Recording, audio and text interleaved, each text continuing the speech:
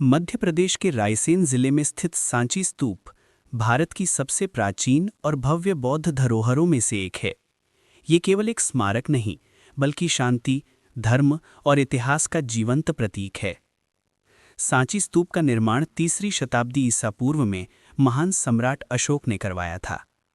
जब कलिंग युद्ध के बाद अशोक ने बौद्ध धर्म अपना लिया, तब उन्होंने पूरे भारत में बौद्ध स्तूप और विहार बनवाए। इन्हीं में से सबसे महत्वपूर्ण है सांची का महान स्तूप। सांची स्तूप की सबसे बड़ी खासियत इसकी वास्तुकला है। ये गोलाकार गुंबदनुमा ढांचा है जो ईंटों और पत्थरों से बनाया गया है। इसके चारों ओर बनी तोरण द्वार यानी गेटवे बौद्ध कला का अद्भुत नमूना है। इन पर भगवान बुद्ध के जीवन की कथाएं और जातक कथाएं उकेरी गई हैं।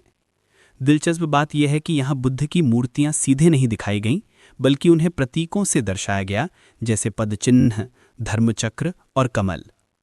सांची स्तूप का मुख्य उद्देश्य था बुद्ध के अवशेषों को संरक्षित करना और बौद्ध धर्म का संदेश फैलाना। माना जाता है कि यहाँ बुद्ध के अस्थि अवशेष भी रखे गए थे। सम्राट अशोक के बाद गुप्तकाल और अन्य शासकों ने भी यहाँ कई मंदिर और स्तूप बनवाए। यही कारण है कि सांची केवल एक स्तूप नहीं, बल्कि एक पूरा बौद्ध परिसर है जिसमें स्तूप, विहार और मंदिर शामिल हैं। सांची स्तूप 1989 में यूनेस्को विश्व धरोहर स्थल घोषित हुआ। आज ये भारत ही नहीं, बल्कि पूरी दुनिया के बौद्ध अनुयायियों और पर्यटकों के लिए आस्था और आकर्षण का केंद्र है।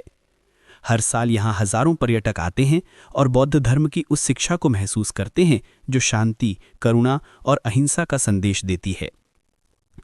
सांची स्तूप हमें याद दिलाता है कि हमारी सभ्यता कितनी प्राचीन और समृद्ध है। ये न केवल भारत की शान है, बल्कि पूरी मानवता के लिए धरोहर है।